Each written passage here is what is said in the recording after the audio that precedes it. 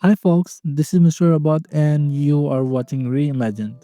Yesterday Google released a couple of the devices which we're gonna talk a bit later, but let me say that what an odd event it was. They invited comedian Jimmy Fallon for the presentation. And mind you, Google is the one of the biggest company on this planet Earth. They invited a non-technical person to deliver the presentation about the most technical event of the year. But I think there is a reason behind it. And that reason is Google didn't want to humiliate another company. By another company means we all know it's Apple by itself. So it hired a comedian to humiliate Apple all at once. But at the same time, Google action is justifiable.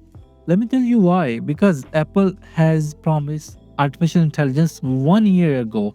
Because when they released iPhone 15 Pro Max, there was no AI, but many Android phone was offering AI at the time. Then they released iPhone 16, which was supposed to be the upgrade from iPhone 15 Pro Max. There was no upgrade, and they promised many things, such as personalized Siri and personalized entire ecosystem, but they have provided nothing. And not only that, Apple do not offer any type of customization other than changing your wallpaper. Congratulations on that. Also, iOS 26, which is currently in beta version, do not provide any customization other than changing your icons into transparent mode. Well done, Apple. I will give you my $1,000 to customize my icons. Thank you very much. But Google could choose a better option than Jimmy because let's face it, he was awkward throughout the event. And Adrian, the vice president of the marketing, and she started showcasing the devices and he have no idea what's going on.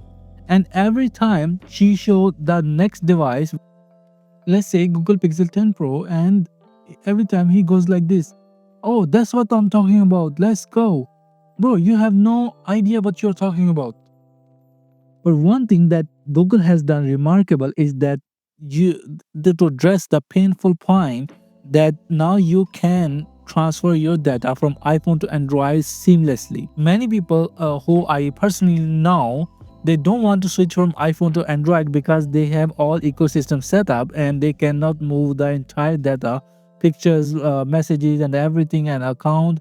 They cannot move from one phone to another, especially cross-platform. But now it's much easier to do that. Now let's discuss the number of the devices that Google has released. Is Google Pixel 10,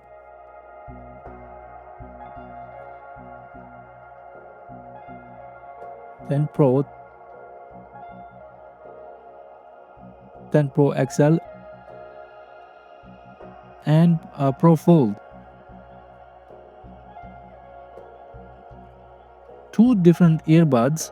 I don't think so. There is a no difference in the sound quality, and there's a Google Watch. These are the whole devices. And the good thing is for the pro user, if you buy a pro version, you get a Gemini Pro version for a whole year. I feel like I'm doing marketing for the Google. Google, you should pay me, not Jimmy Fallon. Of course, those people who already have 9 Pro XL, they should not upgrade the phone because it's not as much different. But the nice upgrade is that we got this year is we got the 16 GB RAM and upgraded processor, which is of course every year Google and Apple both give to their user. But as an AI developer, I see the bigger RAM matters. In here, the RAM size matters when it comes to the artificial intelligence.